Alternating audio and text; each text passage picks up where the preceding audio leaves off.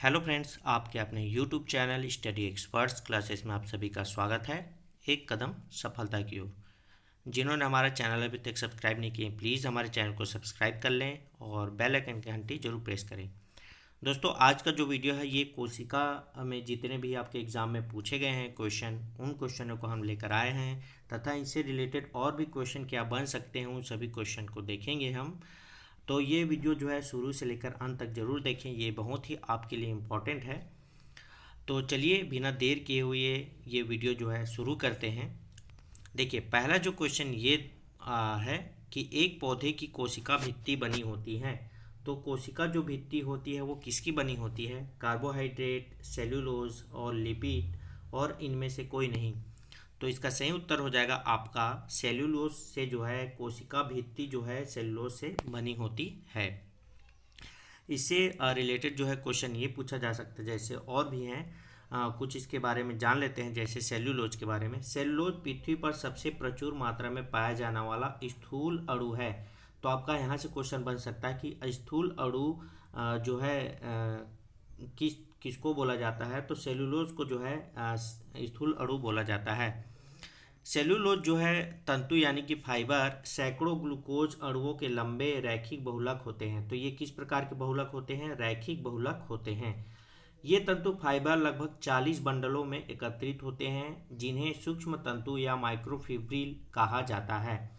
तो आपका क्वेश्चन यहीं से बन सकता है कि ये कितने बंडलों में एकत्रित होते हैं? तो 40 बंडलों में, और ये जिन्हें क्या कहते हैं हम लोग? सूक्ष्म तंतु कहा जाता है। अगला है, समसूत्री विभाजन के किस चरण के दौरान तर्क रेशे बनते हैं और गुणसूत्रों से जुड़ जाते हैं? तो देखिए, तर्क रेशे कब बनते हैं और गुणसूत्रों से जुड़ जाते हैं? पूर्वावस्था में, मध्यावस्था में, पश्चावस्था में, अंत अवस्था में। सही उत्तर हो जाएगा आपका मध्यावस्था में ये सभी चीज़ें होती हैं। कुछ इसके बारे में जान लेते हैं। कोशिका विभाजन वह प्रक्रिया है जिसके द्वारा परिपक्व कोशिका विभाजित होती है और लगभग दो समान डॉटर कोशिकाओं को बनाती है, जो कई विशेषताओं में पैतृक कोशिका के समान होती है। तो यहाँ क्वेश्चन बन सकता है कि आपका कि डॉटर कोशिकाएं जो बनती हैं किससे कैसे बनती है? तो ये जो है कोशिका के विभाजन के जो प्रक्रिया है उसमें बनती है। अगला है, जीन जंतुओं में कोशिकाएं 3 भ्रूणिक परतों में व्यवस्थित होती हैं, उन्हें क्या कहा जाता है?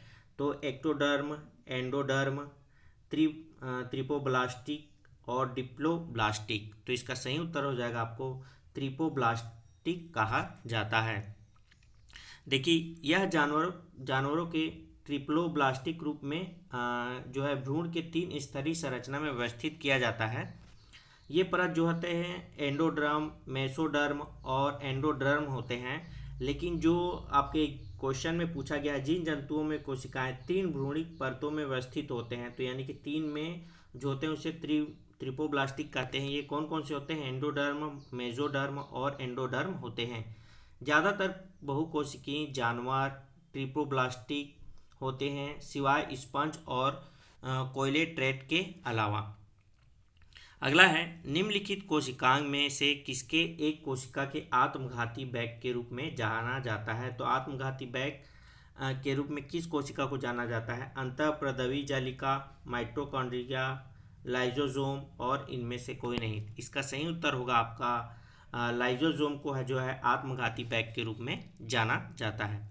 लाइजोसोम की कोशिकाओं का आत्मघाती बैग कहा जाता है, जिसे हाइड्रोलाइटिक क्विडन युक्त जो आत्मविनाश से गुजरता है और कोशिकाओं के क्षतिग्रस्त होने पे ये फट जाता है।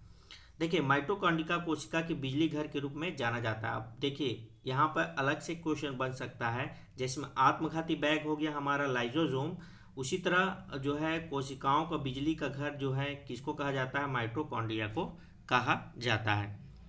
अगला है, इन प्लांट टिश्यू की कोशिकाओं की दीवारें सुबरिन द्वारा समन्वित होती हैं, जो उन्हें गैस और पानी के अणुओं के लिए अभेद बनाती है। तो वो क्या होती हैं? फ्लोएम फाइबर, कार्क और उपत्वक और रंध्र। तो आपका सही उत्तर हो जाएगा कार्क जो है होती हैं जो है गैस और पानी के अणुओं के लिए अभेद बना देती है। देखिए, सुरक्षात्मक ऊतक, ये ऊतक पौधे को मजबूती प्रदान करते हैं। यही वो ऊतक हैं जो पौधों को जो है सुरक्षात्मक ऊतक जो है पौधों को मजबूती प्रदान करती हैं। ठीक है, उनमें दो बुनियादी चीज़ें हैं जिनमें एपिडर्मिस और कार के रूप में जाना जाता है। कौन कौन से रूप में? एपिडर्मिस और कार के रूप में जाना जाता है। अगला है कोशिका विभाजन में चरण, जिसमें G1 प्रावस्था, S प्रावस्था और G2 प्रावस्था शामिल है। तो किसमें ये शामिल होता है?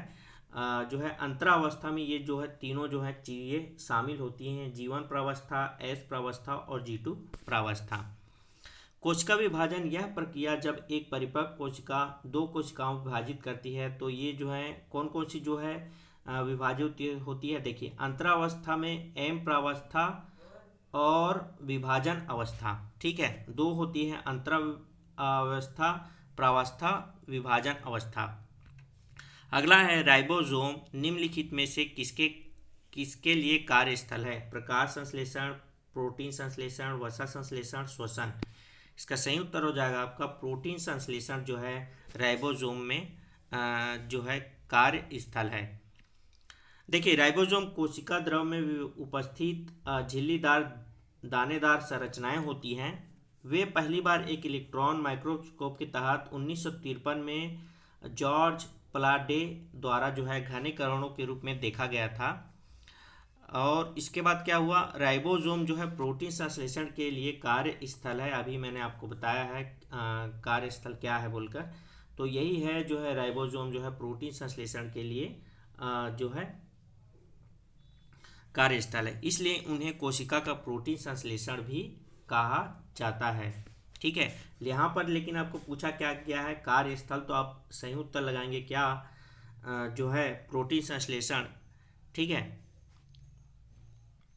अगला है निम्नलिखित में से कौन सा अंग एक प्रोक्रियोटिक कोशिका में समानता दिखाता है? तो देखो, क्लोरोप्लास्ट, माइटोकॉन्ड्रिया, या फिर केवल माइटोकॉन्ड्रिया, या फिर केवल क्लोरोप्लास्ट, या इनमें से कोई नहीं। तो इसका सही उत्तर हो जाएगा आपका ये जो है दोनों होती हैं, जो हैं क्लोरोप्लास्ट और माइटोकॉन्ड्रिया, दोनों में जो है समानता दिखाती है। देखिए, माइटोकॉन्ड्रिया और क्लोरोप्लास्ट दोनों एक प्रोक्रियोटिक कोशिकाओं के समान हैं, जो कि प्रोक्रियोटिक कोशिकाएं एकल कोशिकाएं वाले सूक्ष्म जीव हैं। तो प्रोक्रियोटिक कोशिकाएं अगर पूछा जाए कि कैसी कोशिकाएं हैं, तो ये है एकल कोशिका होती है। ठीक है, सूक्ष्म जीव में, जिन्हें पृथ्वी पर सबसे पहले जाना जाता है। प्रोक्रियोटिक में बैक्टीरिया और क्या है आर्किया शामिल हैं। एक प्रोक्रियोटिक कोशिका में एक झिल्ली होती है और इसलिए सभी प्रक्रियाएं साइटोप्लाज्म के भीतर होती है। वे मुक्त जीवित या परजीवी हो सकते हैं। अगला है पादप कोशिका के सबसे बाहरी आवरण का गठन किसके द्वारा किया जाता है?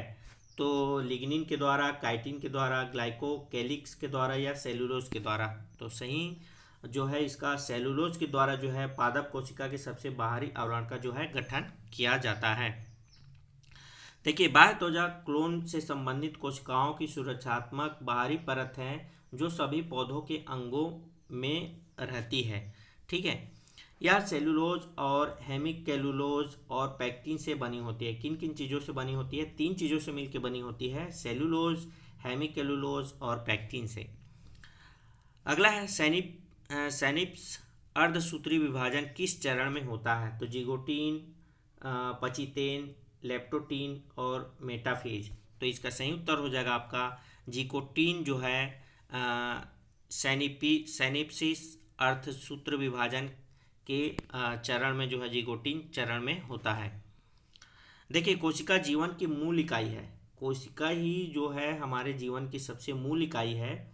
जीवन सबसे पहले जो मौजूद जो कोशिकाओं में पैदा होता है। जो भी जीवित होती हैं, जो भी चीज़ें वो होती है, सबसे पहले कोशिकाओं से ही प्रारंभ होती है।